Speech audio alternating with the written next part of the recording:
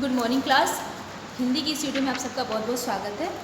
बच्चों, आज की क्लास में हम लोग पढ़ेंगे क्रिया के बारे में। ठीक है, तो क्रिया किसे कहते हैं? ठीक है, आज की क्लास में हम लोग पढ़ेंगे क्रिया के बारे में। ठीक है, क्रिया किसे कहते हैं? वाक्य के जिस शब्द से हमें किसी कार्य के करने या होने का बोध होता है उसे हम लोग क्रिया कहते हैं। वाक्य के, ठीक है, वाक्य के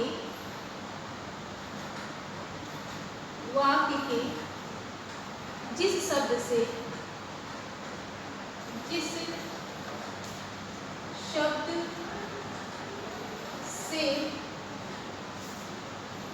हमें किसी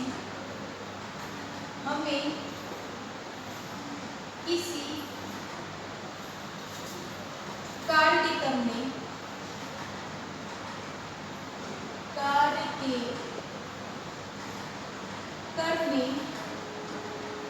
ठीक है, कार्य के करने या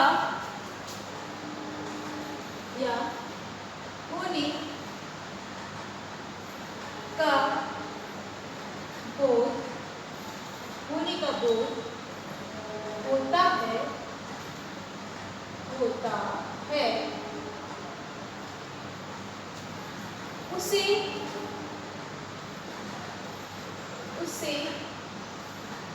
क्रिया कहते हैं। उसे क्या कहते हैं? क्रिया कहते हैं। ठीक है, वाक्य के जिस शब्द से हमें किसी कार्य के होने का बोध होता है उसे ही हम लोग क्या कहते हैं? क्रिया कहते हैं। क्रिया के मूल रूप को ही हम लोग क्या कहते हैं? धातु कहते हैं। जैसे पढ़, लिख, खा, सो, उठ, बैठ। धातु शब्द क्या होते हैं बच्चों? धातु शब्द क्या होते हैं? जैसे पढ़,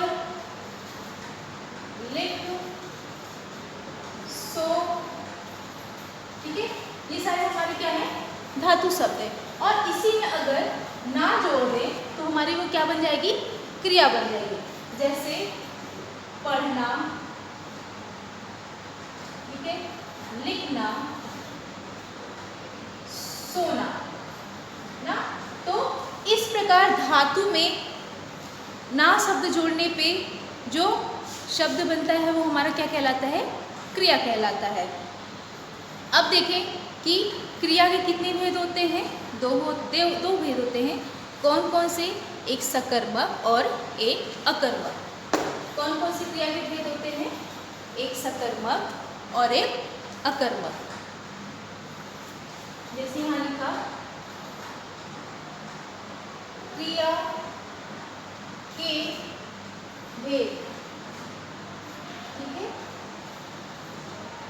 एक सकर्मक, एक अकर्मक। ठीक, सकर्मक क्रिया वो होती है जिसमें कर्म हमारा होता है, यानी ऑब्जेक्ट होता है, जिसमें कर्ता के साथ हमारा क्या होता है? कर्म होता है। जैसे सकर्मक क्रिया अगर बोला जाए लिखने को तो सकर्मक क्रिया, ठीक, क्या होता है? सबसे पहले हम लोग अकर्मक क्रिया को देखेंगे। ठीक है, सबसे पहले हम लोग अकर्मक क्रिया को देखेंगे। अकर्मक क्रिया क्या होता है? जिस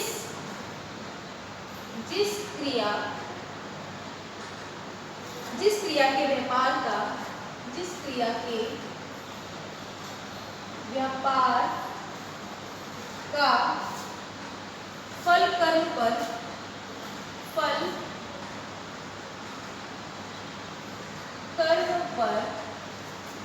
नहीं पड़ता है, कर्म पर, कर्ता पर पड़ता है, कर्म पर नहीं। ठीक है, जिस क्रिया का कोई भी असर, ठीक है, जिस क्रिया का फल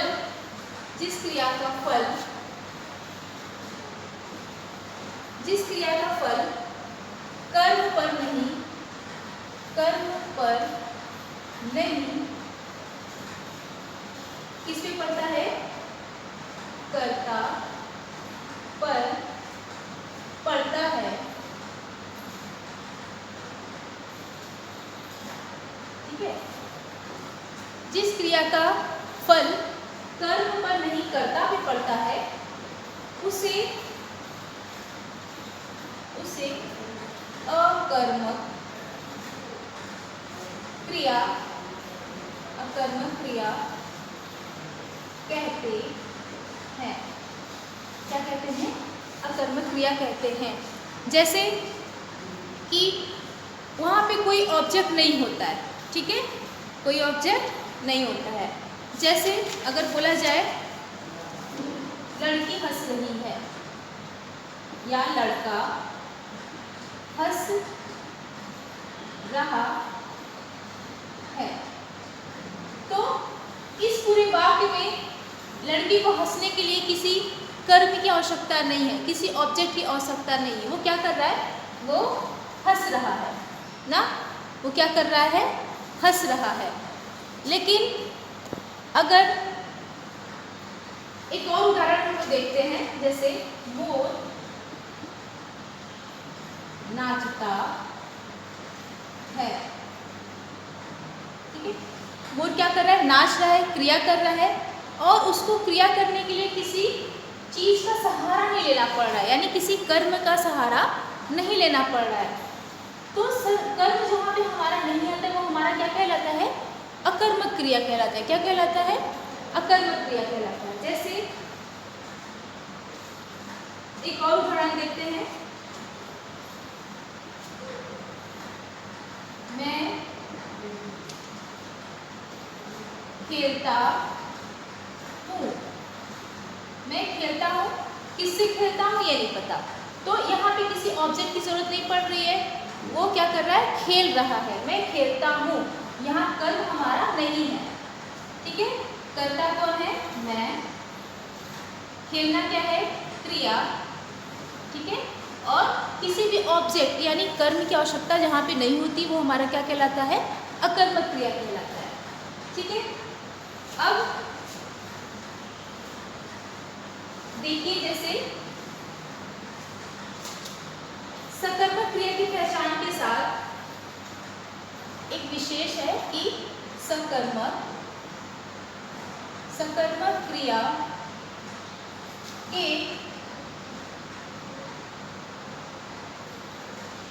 पहचान के साथ,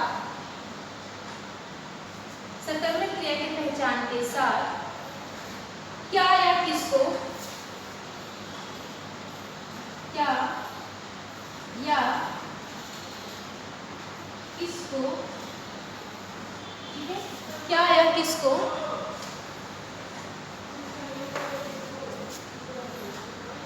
क्या या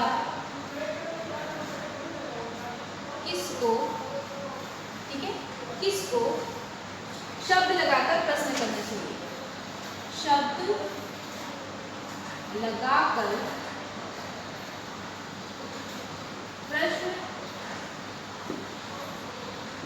करना चाहिए, ठीक है।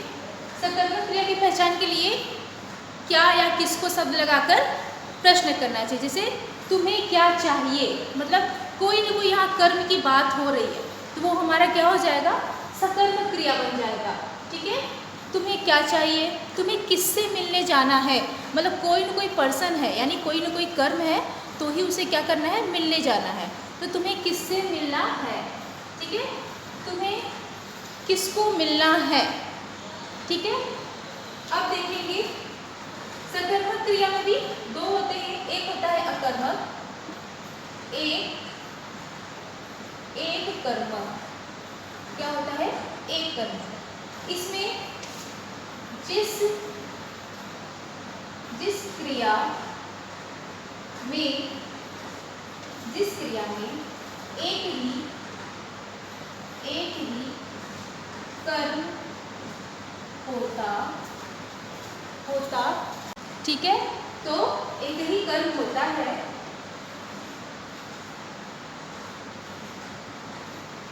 उससे एक कर्म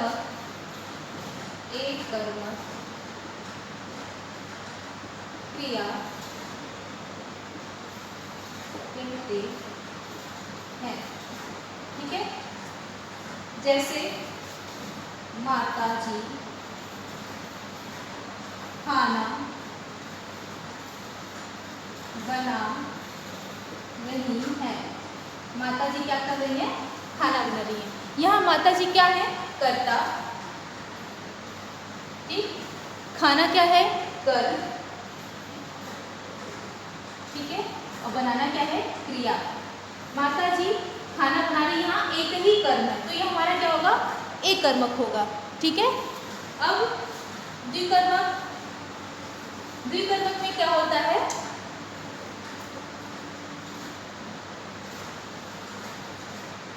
द्विकर्मक। ठीक है। जिस क्रिया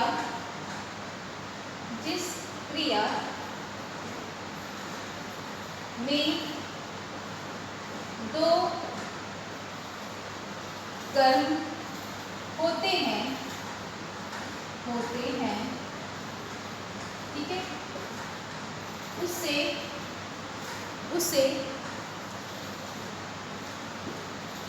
ठीक है, उससे द्विकर्मक क्रिया कहते हैं। ठीक है। जिस क्रिया में दो कर्म होते हैं उसे हम लोग क्या कहते हैं? द्विकर्मक क्रिया कहते हैं। जैसे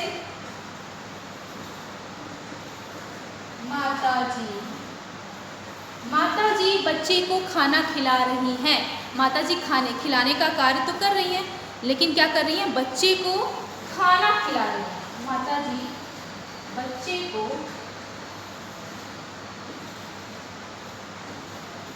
खाना खिला रही है। ठीक है। माता जी बच्चे को खाना खिला रही हैं। मीरा पिताजी को पत्र लिखती है। मीना पिताजी को क्या कर रही है? पत्र लिखती है। तो मीना क्या कर रही है? यहाँ पिताजी है, ये भी ऑब्जेक्ट है, और पत्र भी यहाँ पे हमारा कर्म है। ये भी हमारा कर्म है, पत्र भी, और पिताजी भी हमारे क्या है? कर्म। तो लिखना क्या है? क्रिया। लिखना क्या है? क्रिया। ठीक है। तो बच्चों, हम लोगों ने क्या पढ़ा था? क्रिया के दो भेद होते हैं। ठीक है। और क्रिया की क्या परिभाषा थी? वाक्य के जिस शब्द से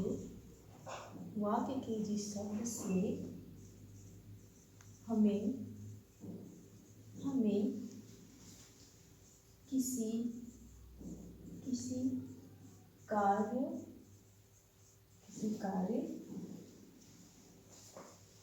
के करने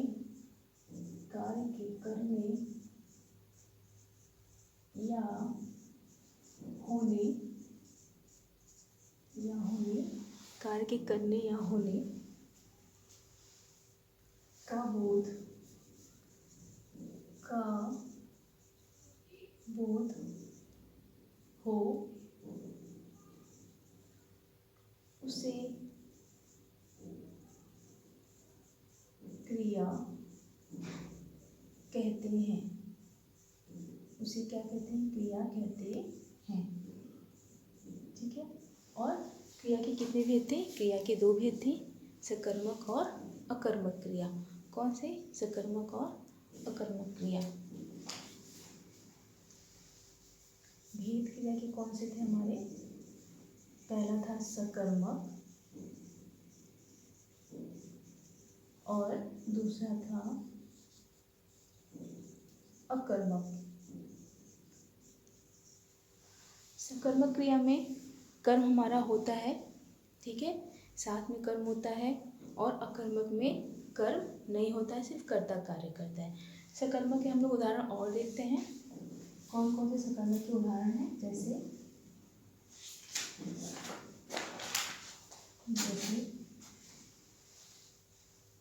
सकर्मक के उदाहरण हम लोग देखेंगे बच्चों। जैसे शेखर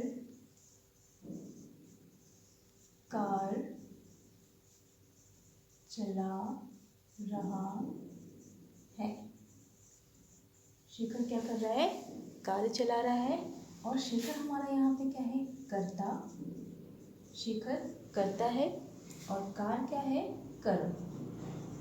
ठीक है, तो हमें यहाँ कर्म दिखाई दे दिया और शेखर क्या चला रहा है? कार चला रहा है। तो जहाँ पे कर्म होता है वो हमारा क्या कहलाता है? सकर्मक कहलाता है। ठीक है, तो शेखर हमारा कर्ता है, कार हमारा यहाँ कर्म है। इस प्रकार एक और उदाहरण हम लोग देखते हैं। जैसे मोहन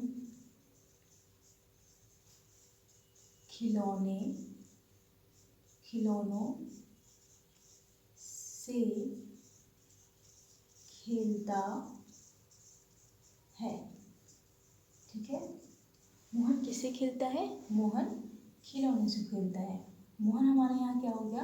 कर्ता। और खिलौना क्या हो गया? कर्म। खिलौना क्या हो गया? कर्म। ठीक है, एक और उदाहरण हम देते हैं सकर्मक क्रिया की। रीना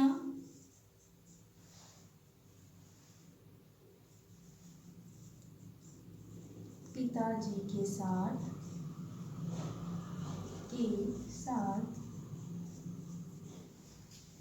बाजार जाती है।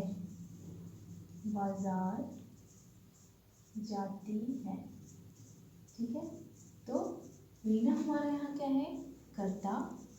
रीना क्या है? कर्ता। और कर्म हमारे यहाँ है पिताजी।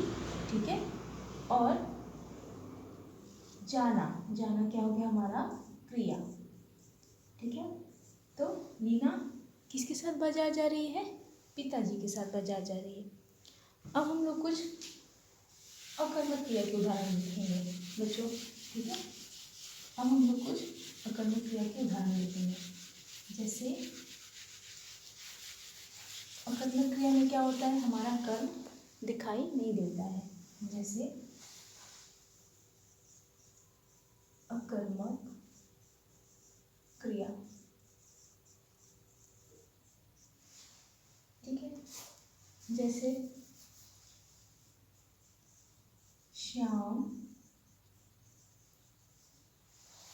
श्याम खेलता है। इस पूरे वाक्य में हमें कर्ता दिखाई दे रहा है। ठीक है, कर्ता कौन है? श्याम। खेलना क्या है इसका? क्रिया। लेकिन क्या खेलता है ये यहाँ पे दिखाई नहीं दे रहा है, यानी कर्म हमें दिखाई नहीं देता। तो इस प्रकार श्याम जो खेलता है वो हमारा क्या होगा? अकर्मक क्रिया होगा। ठीक है, एक और उदाहरण देते हैं बच्चों। जैसे सीता